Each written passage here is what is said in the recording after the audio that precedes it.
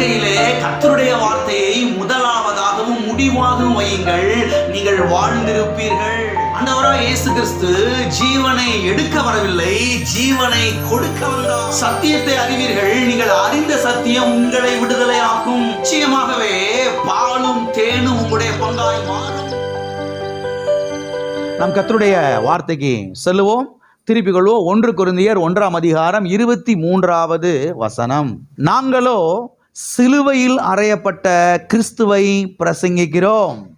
நாங்கள் யாரை பிரசங்கிக்கிறோம்? சிலுவையில் அறையப்பட்ட கிறிஸ்துவை பிரசங்கிக்கிறோம். ஏன் நாங்கள் சிலுவையில் அறையப்பட்ட கிறிஸ்துவை பிரசங்கிக்கிறோம்? சிலுவையில் அறையப்பட்ட கிறிஸ்து தான் இந்த உலகத்தில் இருக்கக்கூடிய எல்லா மனிதர்களுடைய பிரச்சனைக்கும் பதிலாக இருக்கிறார்.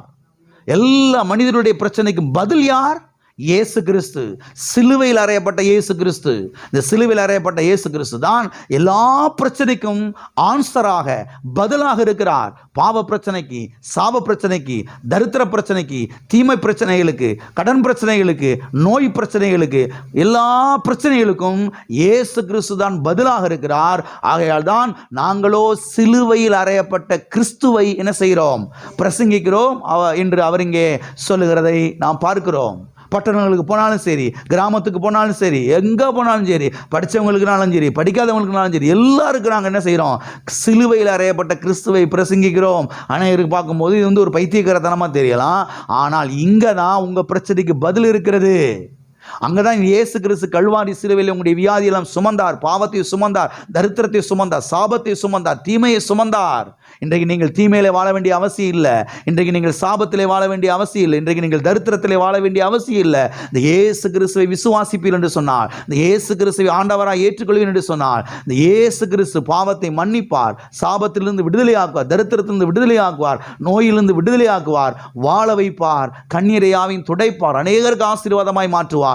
ஆகவே ஆண்டவராய் இயேசு கிறிஸ்துவை ஏற்றுக்கொள்ளாதவர்கள் ஆண்டவராய் இயேசு கிறிஸ்துவை நீங்கள் ஏற்றுக்கொள்ளுங்கள். ஆமென். வாசிப்போம். 2 கொரிந்தியர் 8ஆம் அதிகாரம் 9வது வசனம். நம்முடைய கர்த்தராகிய இயேசு கிறிஸ்துவின் கிருபையை அறிந்திருக்கிறீர்களே. அவர் ஐஸ்வர்யமுள்ளவராயிருந்தும் நீங்கள் அவருடைய தரித்திரத்தினாலே ஐஸ்வர்யவான்களாய் ஆகும்படிக்கு உங்கள் நிமித்தம் தரித்திரர் ஆனாரே. உங்கள் நிமித்தம் தரித்திரர் ஆனாரே. கடந்த சில வாரங்களாக redemption from the curse of poverty, வறுமையின் சாபத்திலிருந்து விடுதலை, வறுமையின் சாபத்திலிருந்து மீட்பு என்கிற இந்த சத்தியத்தை நாம் ஞாயிற்றுக்கிழமை காலை ஆராதனைகளிலே நாம் பார்த்து கொண்டு வருகிறோம், நாம் தியானித்து கொண்டு வருகிறோம். இதிலே இப்பொழுது இந்த போதனையின் 2ஆம் பகுதியை நாம் பார்த்து கொண்டு வருகிறோம். இந்த போதனையின் 2ஆம் பகுதியாக நாம் எதை பார்த்து கொண்டு வருகிறோம் என்று சொன்னால், the cross of Calvary and riches life. கல்வாரி சிலுவையும் ஐஸ்வர்ய வாழ்வும். கல்வாரி சிலுவையும் ஐஸ்வர்ய வாழ்வும். எல்லா கரங்களை வைத்து சொல்லுவோம். கல்வாரி சிலுவையும் ஐஸ்வர்ய வாழ்வும். கல்வாரி சிலுவையும் ஐஸ்வர்ய வாழ்வும். ஆமென். இதிலே கடந்த 3 வாரங்களாக எதை பார்த்தோம் என்று சொன்னால், இயேசு கிறிஸ்து இந்த பூமியிலே மனிதனாய் வாழ்ந்தபோது அவர் தரித்திரத்தில் வாழ்ந்தாரா அல்லது ஐஸ்வர்யத்தில் வாழ்ந்தாரா? அவர் பசியிலி பட்டினியில் இருந்தாரா அல்லது திருப்தியாக சாப்பிட்டு பாருங்க அவ்விதமாய் வாழ்ந்தாரா என்பதை குறித்து கடந்த 3 வாரங்களாக நாம் பார்த்து வந்தோம்.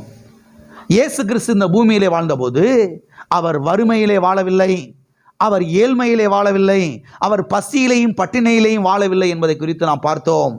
அது மாத்திரமல்ல, கடந்த வாரத்தில் ஒரு முக்கியமான விஷயத்தை நாம் பார்த்தோம். அது என்ன? ஆண்டவராய் இயேசு கிறிஸ்து இந்த பூமியிலே மனிதனாய் வாழ்ந்த பொழுது, குறிப்பாக ஊழியத்துக்கு வந்த பிறகு நல்ல ஒரு வீட்டிலே தங்கிதான் ஊழியத்தை என்ன செய்தார் என்பதை வசன ஆதாரத்துடன் நாம் தெளிவாய் பார்த்தோம். மத்தேயு, மார்க்கு, லூக்கா இந்த புஸ்தகங்களிலே நாம் பார்த்தோம். நல்ல அருமையான ஒரு வீடை அவர் வாங்கி அதிலே குடியிருந்து தான் தன்னுடைய 12 சீஷர்களோடு கூட அவர் அங்கே தங்கியிருந்து வாசம் பண்ணி அவர்களை பாதுகாத்து பராமரித்து அவர்களை போஷித்து பல இடங்களுக்கு அங்கிருந்து சென்று ஊழியத்தை செய்து அவர் ஊழியத்தை நிறைவேற்றினார் என்பதை குறித்து கடந்த வாரத்திலே நாம் பார்த்தோம். ஆமென். அது மாத்திரமல்ல, இன்றைக்கு நாம் எதை பார்க்க போகிறோம் என்று சொன்னால், ஆண்டவராய் இயேசு கிறிஸ்து இந்த பூமியிலே மனிதனாய் வாழ்ந்தபோது அவர் தரித்திரத்திலே வாழவில்லை என்று சொன்னால், பிறகு அவர் எப்பொழுது தரித்திரர் ஆனார்?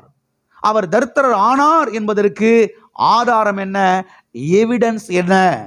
அவர் பூமியிலே மனிதனாய் வாழ்ந்த பொழுது, குறிப்பாய் ஊழியத்துக்கு வந்த பிறகு தரித்திரத்தில் வாழலை, ஏழ்மையில வாழலை, பசியிலையும் பட்டினியிலையும் வாழலை, குறைவில் வாழலை, நிறைவாய்த்தான் வாழ்ந்தார் என்பதை குறித்து சத்தியவேதத்தில் நாம் தெளிவாய் பார்த்தோம்.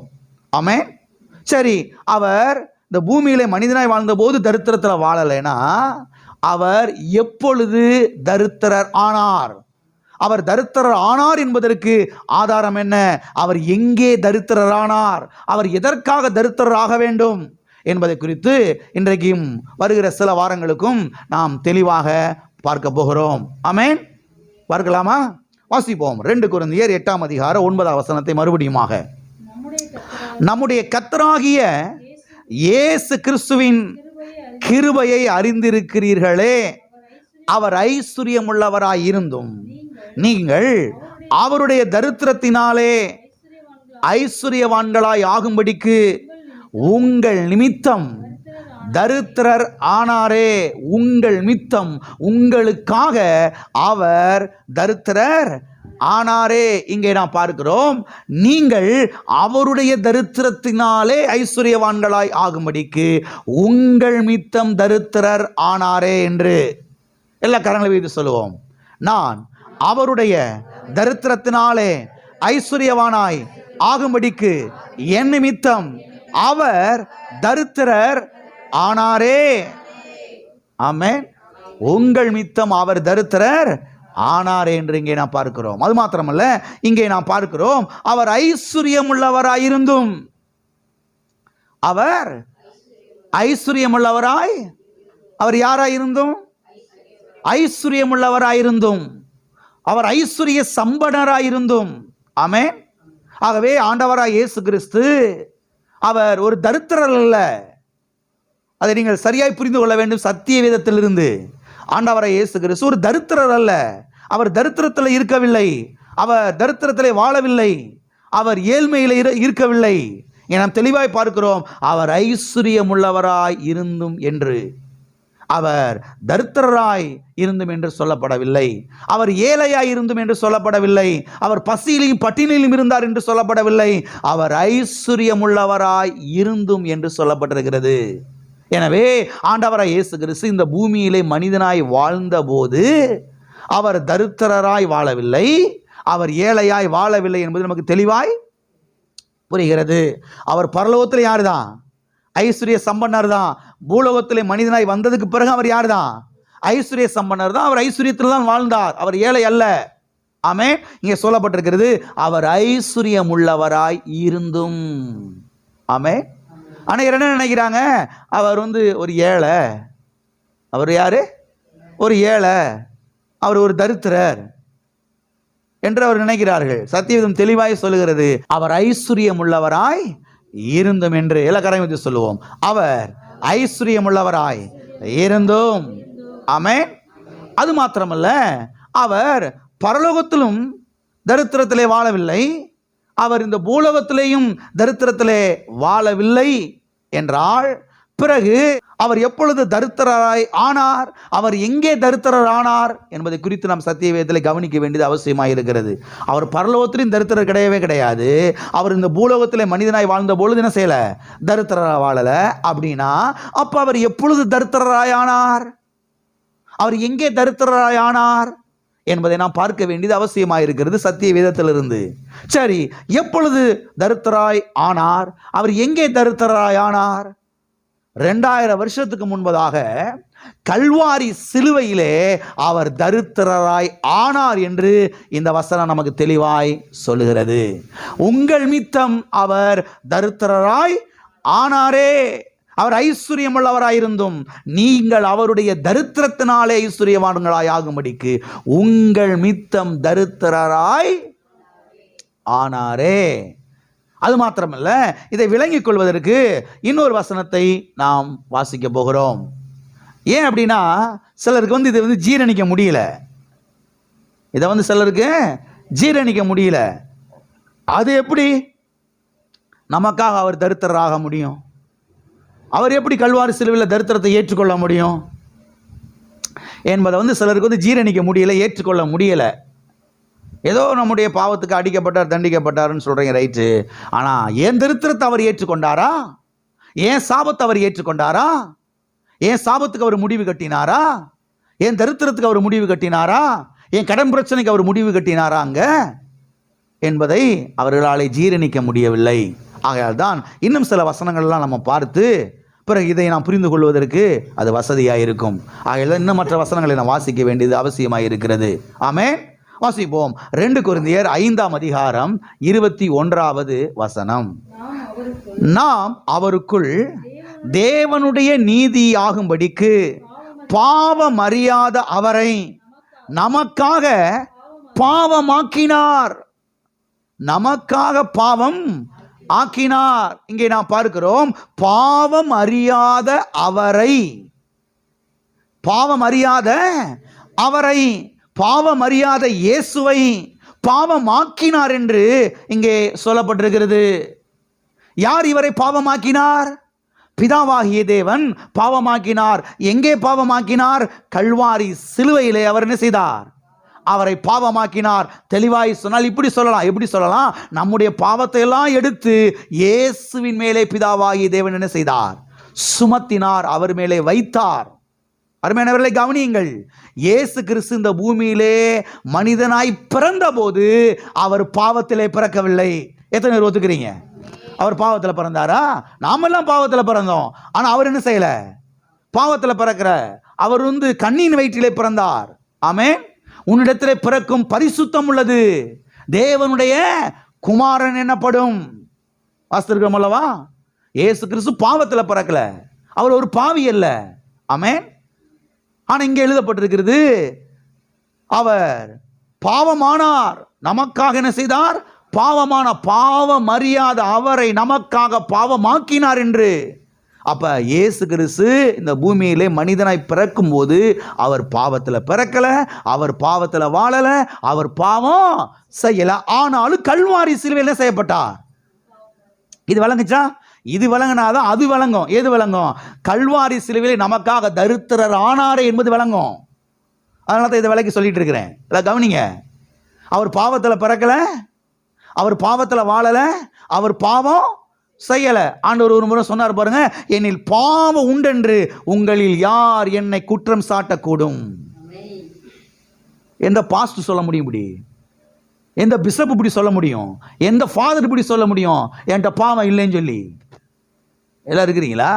இயேசு கிறிஸ்து தைரியமா சொல்றாரு, என்னில் பாவம் உண்டென்று உங்களில் யார் என்னை குற்றம் சாட்டக்கூடும்? யூத மத தலைவர்கள் அங்கே நின்றுக்கிட்டு இருக்காங்க. ஒரு கட்டிக்கிட்டு 3 அங்கி 4 அங்கியை போட்டுட்டு தாடியை வளர்த்துட்டு பழைய ஏற்பாட்டெல்லாம் மனப்பாடம் பண்ணிட்டு நின்றுட்டு இருக்கிறான். அவனை பார்த்து சொல்றாரு, என்னில் பாவம் உண்டென்று உங்களில் யார் என்னை குற்றம் சாட்டக்கூடும்? நீங்கள் பாவத்திலே பிறந்தவர்கள் என்று அவர் சொல்றாருங்க. அப்ப இயேசு கிறிஸ்து இந்த பூமியிலே மனிதனாய் பிறந்த போது அவர் பாவத்தில் பிறக்கல, பாவியா பிறக்கல, பாவமும் செய்யல, பாவத்தில் வாழவும் இல்லை. ஆனால் கல்வாரி சிலுவையிலே அவர் என்ன செய்தார்? பாவமானார் என்று எழுதப்பட்டிருக்கிறது. பாவம் அறியாத அவரை, யார? பாவம்னா என்னன்னே தெரியாத அவரை பாவமாக்கினார் என்று எழுதப்பட்டிருக்கிறது. எல்லாம் இருக்கிறீங்களா?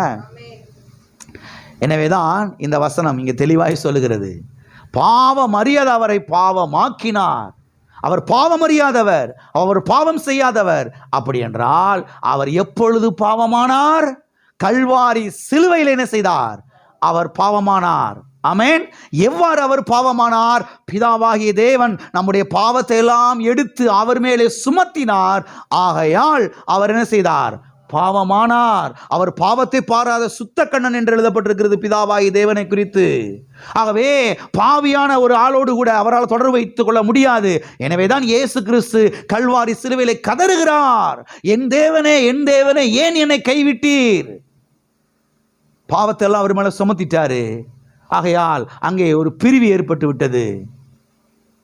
எல்லாம் இருக்கிறீங்களா? அதனாலதான் அங்க அவர் கதறுகிறார். எல்லாம் இருக்கிறீங்களா? ஆகவே நம்முடைய எல்லா பாவத்தை எடுத்து அவர் மேலே சுமத்தினார். பாவம் அறியாத அவரை பிதாவாகி தேவன் பாவம் ஆக்கினார்.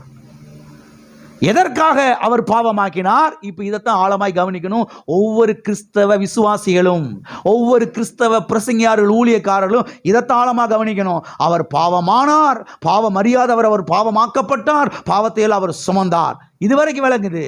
அடுத்த ஸ்டெப் என்ன?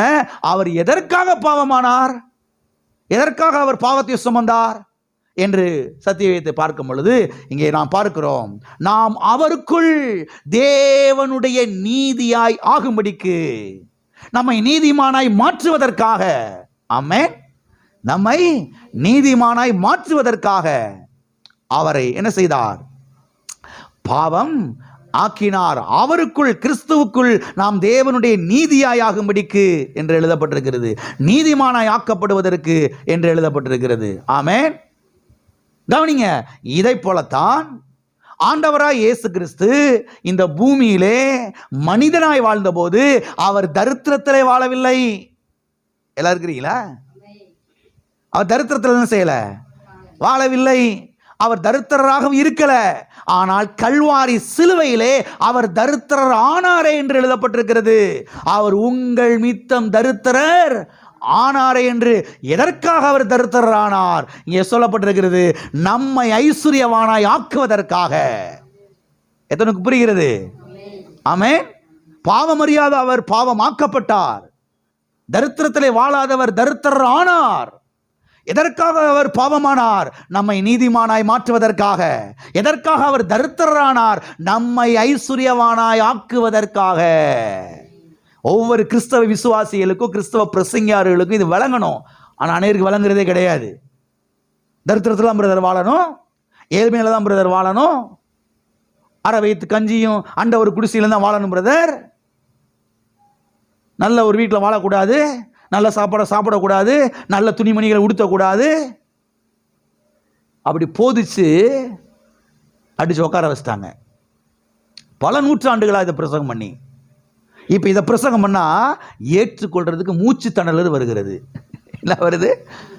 என்ன வருது? மூச்சு திணறல் என்ன செய்கிறது? அதெல்லாம் முடியாது முடியாது முடியாது.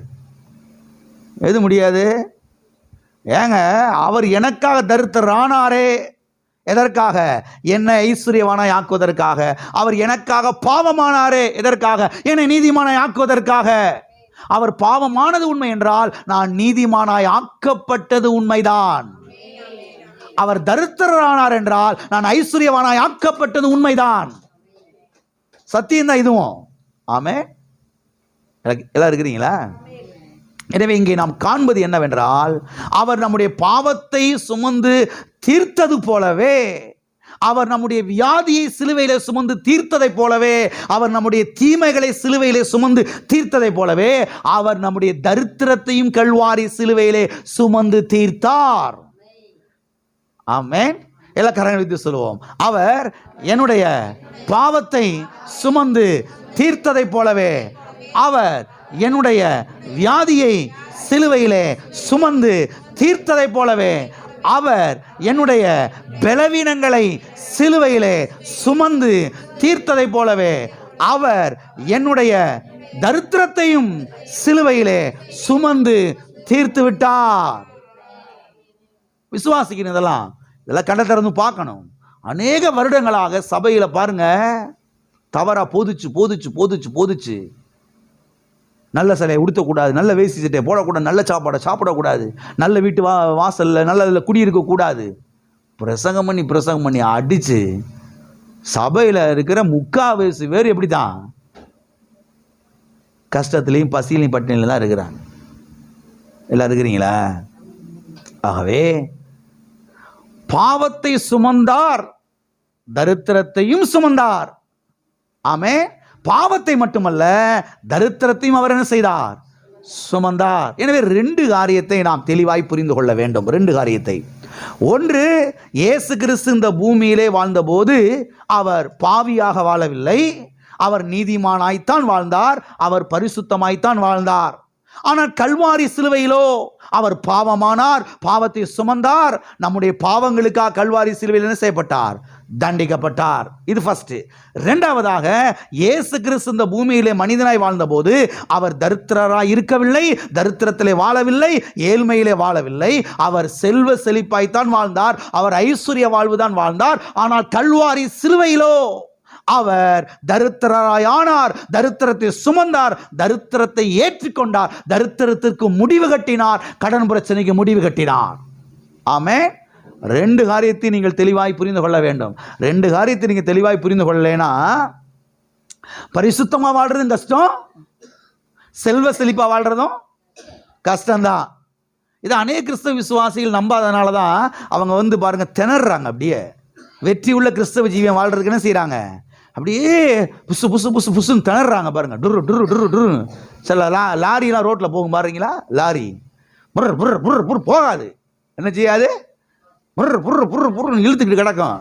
பின்னாடி பாருங்க எமோகா மோட்டார் சைக்கிள்காரு, அது குட்டியோண்டு வண்டியாக இருக்குது, புஷ்ஷுன்னு அடிச்சு அவன் அங்கே போயிடுறான் 5 கிலோமீட்டர் தூரத்தில். எமோகா மோட்டார் சைக்கிள் எல்லாம் இருக்கிறீங்களா? புரிந்து கொள்ளணும் சில காரியங்கள்லாம். அவர் இந்த பூமியிலே மனிதனாய் வாழ்ந்தபோது பாவியை பிறக்கலை, பாவத்தில் வாழலை, பாவம் செய்யலை. ஆனால் கல்வாரி சிலுவையிலே பாவமானார், பாவமாக்கப்பட்டார், பாவத்துக்காக தண்டிக்கப்பட்டார். இது சத்தியம் என்றால் நான் நீதிமானாய் ஆக்கப்பட்டதும் சத்தியம்தான். அவர் இந்த பூமியிலே மனிதனாய் வாழ்ந்தபோது தரித்திரத்தில் வாழலை, தரித்திரத்தில் பிறக்கலை, பசியிலும் பட்டினியும் வாழலை. ஆமென். அவர் கல்வாரி சிலுவையிலே தரித்திரர் ஆனார். அவர் கல்வாரி சிலுவையில் தரித்திரர் ஆனார் என்பது சத்தியம் என்றால் இன்றைக்கு நான் கிறிஸ்துவுக்குள் ஐஸ்வர்யவானாய் இருக்கிறேன் என்பதும் சத்தியம்தான். ஆமென். நீங்கள் கிறிஸ்துவுக்குள் யாராய் இருக்கிறீர்கள்? ஐஸ்வர்யவான்களாய் இருக்கிறீர்கள். ஆமென். ஆகவே இந்த ரெண்டு காரியத்தையும் நீங்கள் தெளிவாய் புரிந்து கொள்ள எத்தனை இதுவரை கிளியர் ஆயிடுச்சு? ஆமென். அது மாத்திரமல்ல, அவரை பாவம் ஆக்கினது பிதாவாகிய தேவன் என்று சொன்னால் நீதியே இல்லாத நம்மை நீதியாய் ஆக்கினதும் பிதாவாகிய தேவன் தான். நல்லா கவனிங்க. பாவம் அறியாத அவரை பாவம் ஆக்கினது பிதாவாகிய தேவன் என்று சொன்னால் நீதியே அறியாத நம்மை நீதிமானாய் ஆக்கினதும் யார்தான்? பிதாவாகிய தேவன் தான். கவனிங்க. இதை போலத்தான் தரித்திரம் இல்லாத அவரை தரித்திரராய் ஆக்கினதும் பிதாவாகிய தேவன் என்று சொன்னால் ஐஸ்வர்யமே இல்லாத நம்மை ஐஸ்வர்யவானாய் ஆக்கினதும் பிதாவாகிய தேவன் தான். ஆமென். இன்னைக்கு குடும்பத்தில் வாழ்க்கையில் பார்க்கும்போது சில ஐஸ்வர்யங்கள் இல்லாமல் இருக்கலாம், அதனால நீங்க தரித்திரம்னு சொல்லிட முடியாது. சிலருக்கு இங்கே தான் திணறாங்க. கிறிஸ்தவ விசுவாசிகள், கிறிஸ்தவ பிரசங்கியார்களும் இங்கே தான் அவங்களுக்கு மூச்சு திணறல் வந்துடுது. என்ன திணறல்? இங்கே தான் மூச்சு திணறல் வந்துடுது.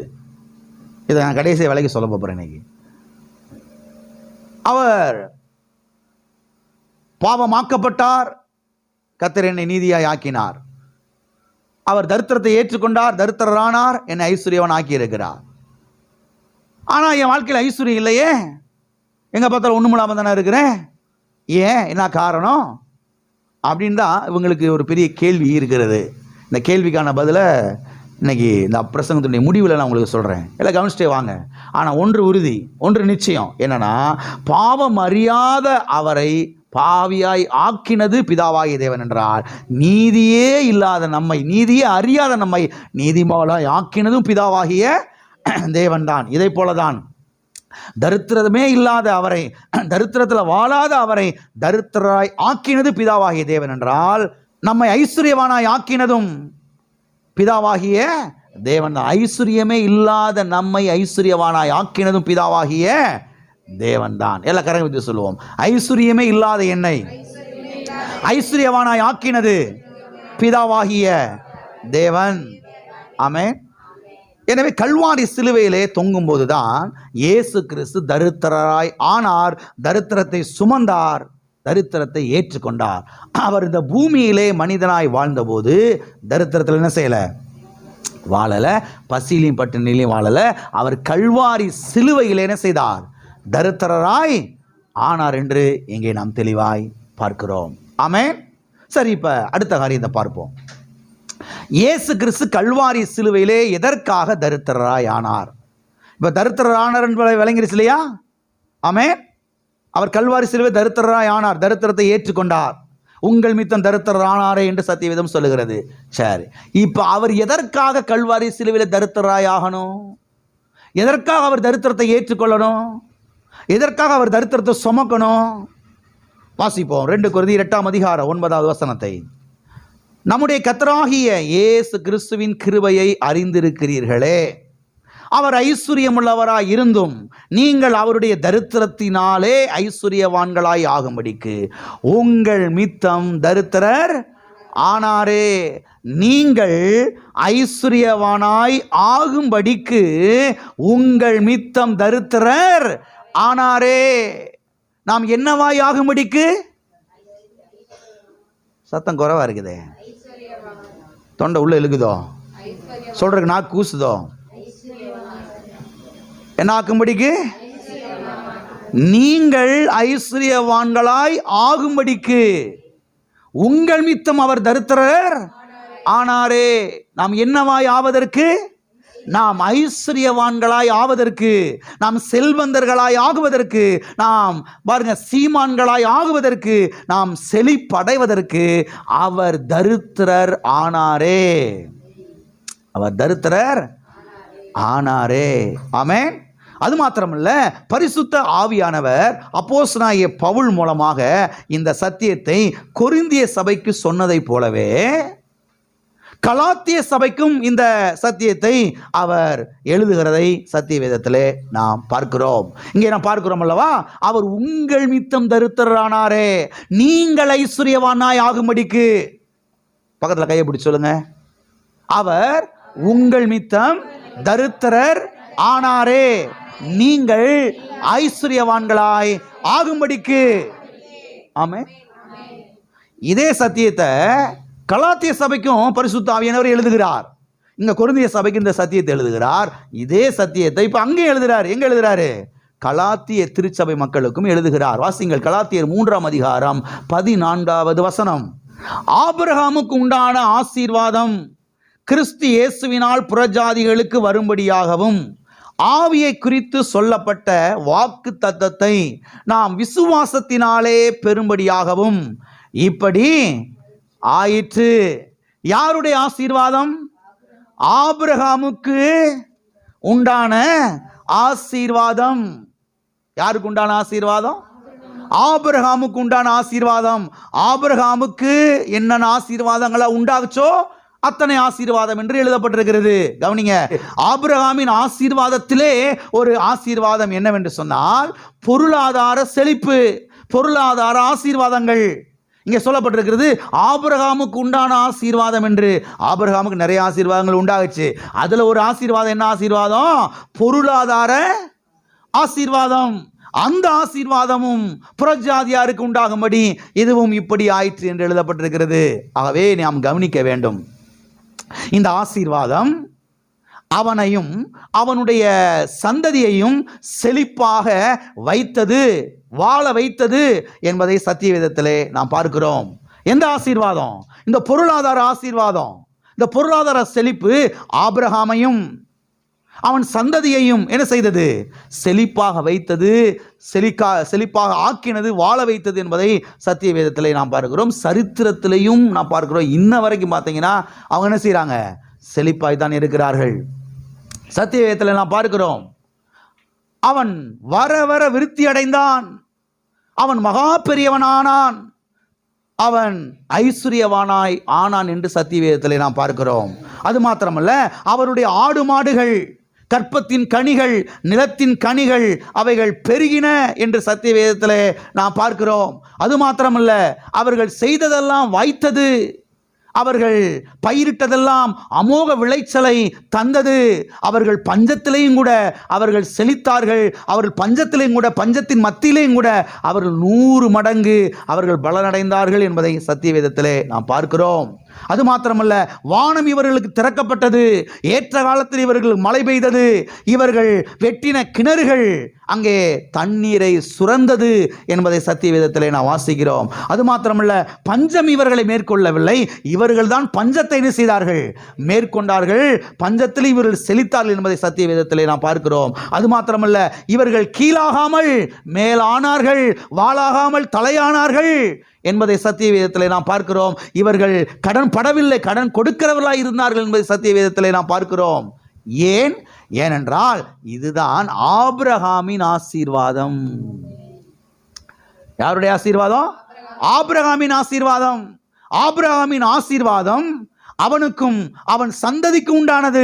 எனவேதான் அவர்கள் இவ்வளவு செழிப்பாக வாழ்ந்தார்கள், நிறைவாய் வாழ்ந்தார்கள் என்பதை குறித்து சத்திய வேதத்திலே நாம் பார்க்கிறோம். அதை குறித்து தான் கலாத்தியர் 3:14 சொல்லுகிறது, ஆபிரகாமுக்கு உண்டான ஆசீர்வாதம். ஆபிரகாமுக்கு ஏராளம் ஆசீர்வாதங்கள் இருந்தது. அதில் ஒரு குறிப்பிட்ட ஆசீர்வாதம் தான் இந்த பொருளாதார ஆசீர்வாதம். இந்த பொருளாதார ஆசீர்வாதம் இது ஆபிரகாமுக்கு மட்டும் இல்லை, ஆபிரகாமுக்கும் அவன் சந்ததிக்கும் என்ன செய்தது, உண்டானது. ஆகையால் தான் அவருடைய சந்ததியார்கள் இன்னைக்கு வரைக்கும் கூட எப்படி இருக்கிறாங்க, நல்ல செல்வ செழிப்பாக இருக்கிறார்கள். சரி, விஷயத்துக்கு வருவோம். இயேசு கிறிஸ்து கல்வாரி சிலுவையிலே எதற்காக அவர் சாபமானார், அவர் எதற்காக தரித்திரரானார், அதைத்தான் நாம் பார்த்து கொண்டு வருகிறோம். அவர் உங்கள் மித்தம் தரித்திரரானாரே, நீங்கள் ஐஸ்வர்யவான்களாய் ஆகும்படிக்கு. அதை அங்கே கொரிந்தியர் புஸ்தகத்தில் வாசித்தோம். இங்கே கலாத்தியர் 3:14 வாசிக்கிறோம். இங்கே சொல்லப்பட்டிருக்கிறது, ஆபிரகாமுக்கு உண்டான ஆசீர்வாதம் புறஜாதிகளுக்கு வரும்படியாகவும். யாருக்கு வரும்படியாகவும்? அதை நீங்கள் விட்டுறாதீங்க, இருக்க பிடிச்சுக்குங்க. ஆபிரகாமுக்கு உண்டான ஆசீர்வாதம் புறஜாதிகளுக்கு வரும்படியாகவும் இதுவும் இப்படி ஆயிற்று என்று. ஆபிரகாமின் ஆசீர்வாதத்தை நமக்கு கொடுப்பதற்காகத்தான் அவர் கல்வாரி சிலுவையிலே சாபமானார், அவர் கல்வாரி சிலுவையிலே தரித்திரரானார் என்று சத்திய வேதம் சொல்லுகிறது. ஆமென். மறுபடியும் அந்த வசனத்தை வாசிப்போம். கலாத்தியர் 3:14. ஆபிரகாமுக்கு உண்டான ஆசீர்வாதம் கிறிஸ்து இயேசுவினால் புற ஜாதிகளுக்கு வரும்படியாகவும் ஆவியை குறித்து சொல்லப்பட்ட வாக்கு தத்தத்தை நாம் விசுவாசத்தினாலே பெறும்படியாகவும் இப்படி ஆயிற்று என்று. யாருக்கு வரும்படியாக? புறஜாதியாருக்கு. யாருக்கு வரும்படியாக? சரி, புறஜாதியார்னா யாரு? புறஜாதியர்கள் என்றால் யார்? இங்கே சொல்லப்பட்டிருக்கு இல்லையா, ஆபிரகாமுக்கு உண்டான ஆசீர்வாதம் ஏதோ ஆபிரகாமுக்கும் ஆபிரகாமுடைய சந்ததிக்கு பிள்ளைகளுக்கு பேர பிள்ளைகளுக்கு மாத்திரம் கிடையாது. ஆபிரகாமுக்கு உண்டான ஆசீர்வாதம் புறஜாதிகளுக்கு வருவதற்காக தான் அவர் கல்வாரி சிலுவையிலே சாபமானார், தரித்திரத்தை ஏற்றுக்கொண்டார் என்று இந்த வசனம் சொல்லுகிறது. ஆமென். அப்படி என்றால் புறஜாதியார் என்றால் யார்? புறஜாதியார் என்றால் யார் தெரியுமா? ஆபிரகாமின் சந்ததியை அல்லாத மற்ற எல்லாருமே யார் தான்? அப்ப யாரை குறிக்குது? நம்மளை குறிக்குது. அப்ப ஆபிரகாமுக்கு கடவுள் கொடுத்த எல்லா ஆசீர்வாதங்களும் கிறிஸ்து இயேசுவின் மூலமாக கல்வாரி சிலுவையின் மூலமாக நமக்கு வருவதற்காக தான் அவர் கல்வாரி சிலுவையில் தரித்திரரானார், கல்வாரி சிலுவையிலே சாபமானார், கல்வாரி சிலுவையிலே சாபத்தை ஏற்றுக்கொண்டார், தரித்திரத்தை ஏற்றுக்கொண்டார். சாபத்தை தரித்திரத்தை அவர் ஏற்றுக்கொண்டு ஆபிரகாமின் ஆசீர்வாதத்தை நமக்கு டிரான்ஸ்ஃபர் பண்ணிட்டாரு, நமக்கு பண்ட மாற்றம் செஞ்சிட்டாரு, நமக்கு கொடுத்துட்டாரு. ஆமென். எல்லாம் இருக்கிறீங்களா? எனவே இந்த இடத்துல நமக்காகவும் நம் எல்லாருக்காகவும் என்று போட்டு வாசித்தோம் என்றால் தெளிவாய் புரியும். ஆபிரகாமுக்கு உண்டான ஆசீர்வாதம் எல்லாம் நம்ம எல்லாருக்கும் வரும்படியாகவும். அப்படி போட்டு வாசிங்க, ஈஸியாக வழங்கும். புறஜாதியாரும் போட்டு வாசிக்கும் போது புறஜாதி யாரோ அப்படின்ற மாதிரி யோசித்தரக்கூடாது. அந்த இடத்துல நம்ம எல்லாருக்காகவும் அப்படின்னு போட்டு வாசிங்க. அந்த இடத்துல உங்கள் பேரை போட்டு வாசிங்க. ஆபிரகாமுக்கு உண்டான ஆசீர்வாதம் எல்லாம் எனக்கு உண்டாகும்படியாக இப்படி ஆயிற்று. அப்படி போட்டு வாசித்து பாருங்க, எளிமையாய் புரியும். எனவே இந்த பூமியில் இருக்கிற அனைவருமே ஆபிரகாமின் ஆசீர்வாதங்களை பெற்றுக்கொள்ள வேண்டும் என்பதற்காகத்தான் ஆண்டவராய் இயேசு கிறிஸ்து கல்வாரி சிலுவையில் தரித்திரரானார், சாபமானார், தரித்திரத்தை அவர் ஏற்று கொண்டார். ஆகவே ஒவ்வொரு கிறிஸ்தவ விசுவாசிகளுமே செழிப்பாக இருக்க வேண்டும் என்பதுதான் தேவனுடைய சித்தமாயும் தேவனுடைய விருப்பமாயும் இருக்கிறது. பக்கத்தில் கைப்பிடி சொல்லுங்க, நீங்க செழிப்பாக இருக்க வேண்டும் என்பதுதான் தேவனுடைய சித்தமாயும் தேவனுடைய விருப்பமாயும் இருக்கிறது. ஆமா. அப்ப அவர் எதுக்காக தரித்திரரானாரு? எதுக்காக சாபமானாரு? நேரம் போகாமையா? விளையாட்டுத்தனமா செஞ்சாரா? எதுக்காக அவர் பாவமானார்? என்னை நீதிமானாய் ஆக்குவதற்காக. எதற்காக அவர் சாபமானார்? ஆபிரகாமுக்கு உண்டான ஆசீர்வாதத்தை எனக்கு கொடுப்பதற்காக. அவர் எதற்காக தரித்திரரானார்? அவருடைய ஐஸ்வர்யம் எனக்கு பலிப்பதற்காக. இதை கண்ணத்திறந்து ஒவ்வொரு கிறிஸ்தவ விசுவாசிகளும் கிறிஸ்தவ பிரசங்கரும் பார்க்கணும். இதெல்லாம் பார்க்கறதே கிடையாது. ஏழ்மத்தனத்தை அடிச்சு பிரசங்கம் பண்றது, மண்டையில் அடிச்சு இறக்கிறது. நல்ல சாப்பாடை சாப்பிடாத, நல்ல ட்ரெஸ்ஸை உடுத்தாத, செருப்பு போடாத, பாயாசத்தை குடிக்காத. பாயாசத்தை கூட என்ன செய்ய கிடையாது, குடிக்க விடுறது. விருந்துக்கு போகாத, என்னத்தையும் அடிச்சு விட்டுறது. தேவனுடைய பிள்ளைகள் இதெல்லாம் சத்தியத்தை என்ன செய்யணும்? கண்ணை திறந்து பார்க்க வேண்டும். எனவே இவைகளை ஆழமாய் விசுவாசிக்க வேண்டும், இறுக பற்றி கொள்ள வேண்டும். ஆபிரகாமுக்கு உண்டான ஆசீர்வாதங்கள் எல்லாம் எனக்கு சொந்தம் என்று விசுவாசிக்க வேண்டும். ஆமென். இயேசு கிறிஸ்து கல்வாரி சிலுவையிலே என்னுடைய தரித்திரத்தை சுமந்து தீர்த்து விட்டார். ஆமென். நான் சுமக்க வேண்டிய அவசியம் இல்லை. இன்றைக்கு நான் தரித்திரத்திலே வாழ வேண்டிய அவசியம் இல்லை. இன்றைக்கு நான் பசியிலும் பட்டினியில் வாழ வேண்டிய அவசியம் இல்லை. இன்றைக்கு நான் கடனுக்குள்ளே இருக்க வேண்டிய அவசியம் இல்லை. நான் கிறிஸ்துவுக்குள் ஐஸ்வர்யவான், நான் கிறிஸ்துவுக்குள் நீதிமான், நான் கிறிஸ்துவுக்குள் செல்வந்தன். பஞ்சம் எனக்கு இல்லை, குறைவு எனக்கு இல்லை என்று என்ன செய்யணும்? விசுவாசித்து வாயினாலே அறிக்கை செய்ய வேண்டும். பாஸ்டர், உங்களுக்கு தெரியாதா, எங்க பார்த்தாலும் பஞ்சம் வரப்போதான். யார் இல்லைன்னு சொன்னது? நான் இல்லைன்னு சொன்னா? பஞ்சம் வரும், ஆனா பஞ்சத்தின் மத்தியிலும் நான் நல்லா இருப்பேன். அதான் விசுவாசம். பஞ்சம் வரும்னு கர்த்தர் சொல்லிட்டாரு. 2000 வருஷத்துக்கு முன்னாடி சொல்லிட்டாரு. பஞ்சம் வரும், பூகம்பம் வரும், அது வரும், இது வரும், எல்லாம் வரும். ஆனால் அதன் மத்தியிலே நான் உங்களை பாதுகாப்பேன், உங்களை போஷிப்பேன், உங்களை காப்பாற்றுவேன், உங்களை பராமரிப்பேன். இந்த தேவன் சதா காலமும் நம்முடைய தேவன். மரண பரியந்தம் நம்மை நடத்துவார். ஆமென். கடைசி வரைக்கும் இவர் நடத்துவார். ஆமென். ஆகவே இதெல்லாம் கவனிக்கணும். அவர் பாவமானார் என்னை நீதிமானாய் மாற்றுவதற்காக.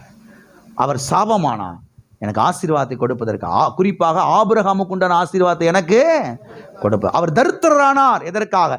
என்னை ஐஸ்வர்யவானாய் ஆக்குவதற்காக. ஆமென். அது மாத்திரமல்ல, இங்கே நாம் பார்க்கிறோம், நம்முடைய கர்த்தராகிய இயேசு கிறிஸ்துவின் கிருபையை அறிந்திருக்கிறீர்களே. அந்த வசனம் மறுபடியும் வாசிங்களேன். 2 கொரிந்தியர் 8ஆம் அதிகாரம் 9ஆம் வசனத்தை. உங்களுக்கு பிரயோஜனமா இருக்கும். நம்முடைய கர்த்தராகிய இயேசு கிறிஸ்துவின் கிருபையை அறிந்திருக்கிறீர்களே. எதை அறிந்திருக்கிறீர்களே? நம்முடைய கர்த்தராகிய இயேசு கிறிஸ்துவின் கிருபையை அறிந்திருக்கிறீர்களே. சரி, எது நம்முடைய கர்த்தராகிய இயேசு கிறிஸ்துவினுடைய கிருபை? கர்த்தராகிய இயேசு கிறிஸ்துவின் கிருபை அறிந்திருக்கிறீர்களே என்று சொல்லப்பட்டிருக்குது அல்லவா? நான் இப்போ என்ன கேட்குறேன்னா, எது நம்முடைய கர்த்தராகிய இயேசு கிறிஸ்துவின் கிருபை? எது தெரியுமா? கர்த்தராகிய இயேசு கிறிஸ்துவினுடைய கிருபை, அவர் ஐஸ்வர்யம் உள்ளவராயிருந்தும் நமக்காக கல்வாரி சிலுவையிலே தரித்திரர் ஆனார் அல்லவா, அது நம்முடைய கர்த்தராகிய இயேசு கிறிஸ்துவினுடைய கிருபை. ஆமென். அவருடைய ஐஸ்வர்யத்தை கல்வாரி சிலுவையின் மூலமாக நமக்கு பண்டமாற்றம் செய்திருக்கிறார் அல்லவா, டிரான்ஸ்ஃபர் பண்ணியிருக்கிறார் அல்லவா, அது கர்த்தராகிய இயேசு கிறிஸ்துவின் கிருபை. ஆமென். அவர் கல்வாரி சிலுவையிலே முள்முடியை ஏற்றுக்கொண்டார் அல்லவா, தரித்திரத்துக்கு அடையாளமாக, அது நம்முடைய கர்த்தராகிய இயேசு கிறிஸ்துவின் கிருபை. ஆமென். யாராவது போய் 21 நாள் உபவாசம் இருந்தோமா, ஆண்டவரே எங்களுக்காக நீ தரித்திர தொங்கும் ஆண்டவரே, ஜெபம் பண்ணோமா? அமைதியா இருக்கிறீங்க? வாங்க எல்லாரும் 41 நாள் உபவாசம் போட்டு எல்லாரும் கையில கோர்த்து ஒருமனப்பட்டு அவருடைய சிங்காசனத்தை பிடித்து அசைத்து ஜெபிப்போம். ஆண்டவரே பூமிக்கு இறங்கி வாரும், சிலுவைக்கு போகும், அங்க தரித்திரத்தை ஏற்றுக்கொள்ளும், முள்முடி ஏற்றுக்கொள்ளும் ஆண்டவரே, அப்பதான் எங்க தரித்திரமெல்லாம் போகும் சொல்லி நம்ம எல்லாம் ஜெபம் பண்ணோமா? நம்முடைய கர்த்தராகிய இயேசு கிறிஸ்துவின் கிருபையை அறிந்திருக்கிறீர்களே. எது நம்முடைய கர்த்தராகிய இயேசு கிறிஸ்துவின் கிருபை? அவர் எனக்காக பூலோகத்துக்கு வந்தாரே, அது கர்த்தராகிய இயேசு கிறிஸ்துவின் கிருபை. அவர் சிலுவைக்கு போனாரே, அது கர்த்தராகிய இயேசு கிறிஸ்துவின் கிருபை. அவர் முள்முடி ஏற்றுக்கொண்டாரே, அது கர்த்தராகிய இயேசு கிறிஸ்துவின் கிருபை. எனக்காக தரித்திரர் ஆனாரே, அது கர்த்தராகிய இயேசு கிறிஸ்துவின் கிருபை. அவருடைய ஐஸ்வரியத்தை எனக்கு சிலுவையின் மூலமாக அவர் பண்டமாற்றம் செய்திருக்கிறாரே, அது கர்த்தராகிய இயேசு கிறிஸ்துவின் கிருபை. ஆமென். அது கர்த்தராகிய இயேசு கிறிஸ்துவின். அப்ப அறிந்து கொள்ளணும். எதை அறிந்து கொள்ளணும்? கர்த்தராகிய இயேசு கிறிஸ்துவின் கிருபை என்ன செய்யணும்? நம்ம அறிந்து கொள்ள அடிக்கடி ஜெபிக்கணும். கர்த்தாவே, உம்முடைய கிருபையை நான் அறிந்து கொள்ள எனக்கு உதவி செய்யும் ஆண்டவரே. ஆமென். அவருடைய கிருபையை நினைக்கணும். இது அவருடைய கிருபை. ஆமென். அவர் நமக்காக பாவமானார், பாவத்தை ஏற்றுக்கொண்டார், தண்டிக்கப்பட்டார், தரித்திரத்தை ஏற்றுக்கொண்டார், வியாதி ஏற்றுக்கொண்டார், பலவீனத்தை ஏற்றுக்கொண்டார், நோய்களை ஏற்றுக்கொண்டார் கல்வாரி சிலுவையில். இது அவருடைய கிருபை. இன்றைக்கு நம்மை சுகமாக்கி இருக்கிறார். கிறிஸ்துவுக்கு இன்றைக்கு நாம் ஆரோக்கியமாக இருக்கிறோம். கிறிஸ்துவுக்கு இன்றைக்கு நாம் சுகமாக இருக்கிறோம். இது நம்முடைய கர்த்தராகிய இயேசு கிறிஸ்துவின் கிருபை. ஆமென்.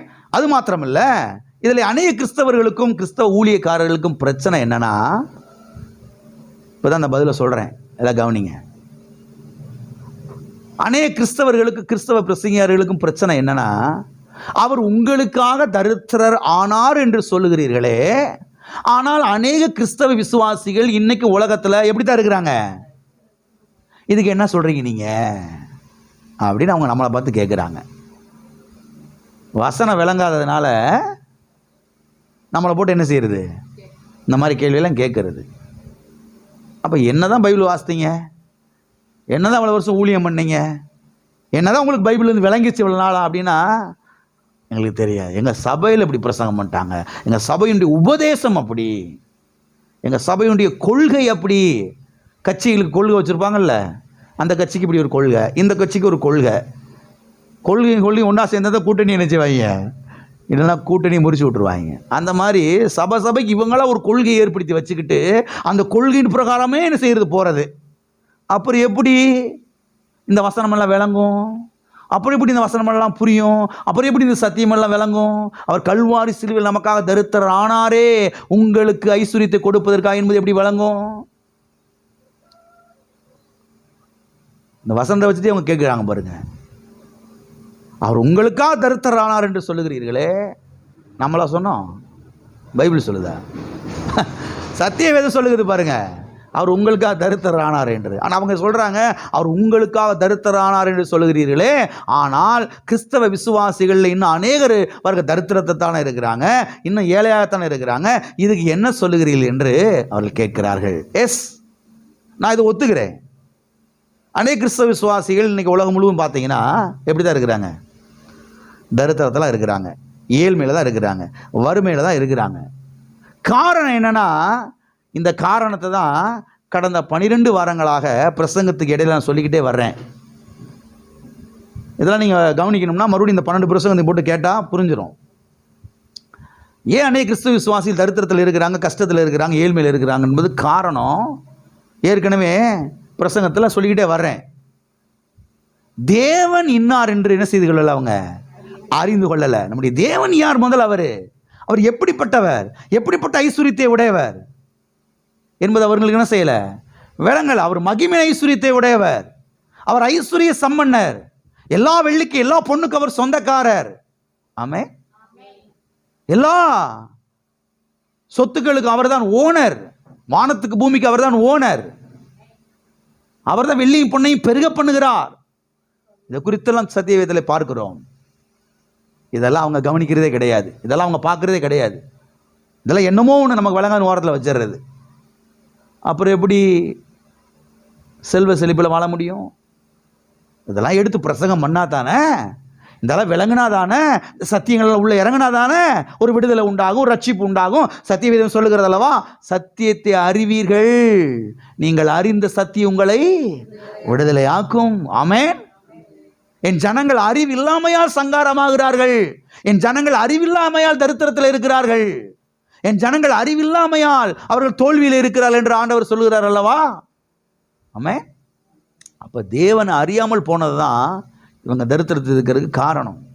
அவர் கல்வாரி சிலுவையில் எனக்காக என்ன செய்து முடித்திருக்கிறார் என்பதை அநேகர் அறிகிறதே கிடையாது. அதனால தான் அவங்க என்ன செய்கிறாங்க, தரித்திரத்தில் இருக்கிறார்கள். அது மாத்திரமல்ல, சபையிலே தவறாக பிரசங்கிக்கப்படுகிற காரியத்தை ஆழமாய் நம்புகிறார்கள். எத்தனை பேர் சொல்றத நம்ம பார்க்குறோம். இன்னைக்கு 25 வருஷமா அந்த சபைக்கு போயிருக்கீங்க, ஒரு நாளும் இந்த சத்தியத்தை என்ன செஞ்சதில்ல, சொன்னதே கிடையாதுங்கய்யா. ஒருத்தர் அன்னைக்கு சொல்லிட்டு இருக்கிறாரு பாருங்க, இப்போதான் என் கண்ணே திறக்கப்பட்டிருக்கிறது, என் கண்ணே. அப்போ இவ்வளோ கண்ணு என்ன செய்யப்படலை? 25 வருஷமா சபைக்கு போயிருக்காங்க, கண்ணு திறக்கப்படலை. அதனால தான் பாருங்க குடும்பத்தில் தரித்திரம், கடன் பிரச்சனை. எல்லாம் இருக்கிறீங்களா? சத்தியத்தை அறிந்து கொண்டு என்ன செய்யப்படணும்? கண்ணு திறக்கப்பட வேண்டும். தேவனை குறித்த தவறான படத்தை மனதில் வைச்சுக்கிட்டு பிறகு செழிப்பா என்ன செய்ய முடியாது. திட்டமாய் தெரிந்து கொள்ளுங்கள்.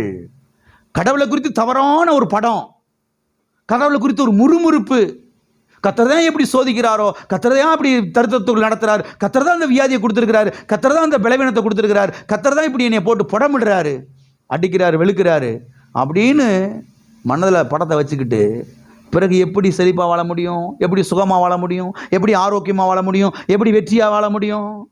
வாழ்றது ரொம்ப கஷ்டம். எனவே தான் அநேக கிறிஸ்தவ விசுவாசிகள் அவர்கள் வாழாமல் இருக்கிறார்கள், தரித்திரத்தில் என்ன செய்கிறார்கள்? இருக்கிறார்கள். அருமையான தேவனுடைய ஜனங்களை கவனியுங்கள். சத்தியவேதம் சொல்லுகிறது, அவர் ஐஸ்வர்யம் உள்ளவராயிருந்தும் நீங்கள் அவருடைய தரித்திரத்தினாலே ஐஸ்வர்யவான்களாய் ஆகும்படிக்கு உங்கள் மித்தம் தரித்திரர் ஆனாரே. ஆமே. இந்த வசனத்தை அப்படியே பிடிச்சுக்கிறணும், அப்படியே பற்றி கொள்ளணும். கர்த்தாவே, எனக்காக நீர் சிலுவையிலே தரித்திரராய் ஆயிருப்பீர் என்றால், என்னுடைய தரித்திரத்தை எல்லாம் நீர் ஏற்றுக்கொண்டிருப்பீர் என்றால், என்னுடைய தரித்திரத்தை சுமந்திருப்பீர் என்று சொன்னால், ஒரு தூசி அளவு கூட இனிமேல் நான் தரித்திரத்தில் இருக்க மாட்டேன். விசுவாசம். ஒரு தூசி அளவு இனிமேல் நான் கடனுக்குள்ள இருக்க மாட்டேன் ஆண்டவரே. இந்த வசனத்தை விசுவாசிக்கிறேன், இந்த வசனத்தை உறுதிப்படுத்தும், இந்த வசனத்தை இன்னும் ஆழமாக இருந்து கொள்ள கண்களை பிரகாசமாக்கும் ஆண்டவரே. கண்களை திறந்தருளும். உம்முடைய ஐஸ்வர்யங்களுடைய வாழ்க்கையில் வந்து பலிப்பதாக. விசுவாசிக்க விசுவாசிக்க வாயை திறந்து பேச பேச இன்னைக்கு இருக்கிற அந்த ஏழ்மை நிலைமை அப்படியே டோட்டலாக மாற ஆரம்பிக்கும். ஆமே, டோட்டலாக மாற ஆரம்பிக்கும். உடனே மாறிடாது, உடனே எல்லாம் நடந்துடாது. ஆனால் நிச்சயம் என்ன செய்யும்? மாறும். நிச்சயம் என்ன செய்யும்? மாற்றங்கள் வரும். எப்பனா நாவை சரிபடுத்தும் பொழுது, எண்ணங்களை சரிபடுத்தும் பொழுது, ஆமே, இருதயத்தை கர்த்தருடைய வார்த்தைக்கு நேராய் திருப்பும் பொழுது நிச்சயம் என்ன செய்யும்? எல்லாமே மாறும். அவர் நமக்காக கல்வாரி சிலுவையிலே தரித்திரர் ஆனாரே. ஆமே. எல்லா கண்களை மூடி நாம் ஜெபிப்போம். அடுத்த வாரத்தில் நாம் தொடர்ந்து பார்க்கலாம். அவர் கல்வாரி சிலுவையிலே தரித்திரர் ஆனார் என்பதற்கு என்ன எவிடன்ஸ், என்ன ஆதாரம், அது குறித்து அடுத்த வாரத்தில் இன்னும் ஆழமாய் நாம் பார்க்க போகிறோம். என்ன ஆதாரம்? அவர் எனக்காக சிலுவையில் தரித்திரரானார், தரித்திரத்தை ஏற்றுக்கொண்டார் என்பதற்கு என்ன அடையாளம்? இதை குறித்து இன்னும் ஆழமாய் அடுத்த வாரத்தில் நாம் பார்க்க போகிறோம். எல்லா கண்களை மூடி நாம் ஜெபிப்போம். நமக்காக கல்வாரி சிலுவையிலே அவர் தரித்திரர் ஆனாரே. ஹல்லேலூயா. உங்கள் மித்தம் தரித்திரர் ஆனாரே, நீங்கள் ஐஸ்வர்யவான்களாய் ஆகும்படிக்கு. நீங்கள் தரித்திரத்திலே வாழும்படிக்கு அல்ல, நீங்கள் ஏழ்மையிலே வாழும்படிக்கு அல்ல, நீங்கள் ஐஸ்வர்யவான்களாய் ஆகும்படிக்கு என்று எழுதப்பட்டிருக்கிறது. அப்போ நாம் ஐஸ்வர்யவான்களாய் இருப்பது தான், செல்வ செழிப்பாய் வாழ்வது தான் தேவனுடைய சித்தமாயும் தேவனுடைய விருப்பமாயும் இருக்கிறது. அப்போ தேவனே உங்களுடைய சித்தம் என் வாழ்க்கையில் நிறைவேறட்டும், உங்களுடைய விருப்பம் என் வாழ்க்கையில் நிறைவேறட்டும் ஐயா. அப்படி ஜெபிக்க வேணா? ஆண்டை விட்ட வழி அப்படியே ஜெபிக்கிறது? ஆண்டை பார்த்து என்னைக்கு கொடுக்குறாரா கொடுக்கட்டும் இப்படியா ஜெபிக்கிறது? இல்லை இல்லை இல்லை இல்லை. கர்த்தாவே, உம்முடைய சித்தம் என்னை குறித்து அது நிறைவேறட்டும் ஆண்டவரே.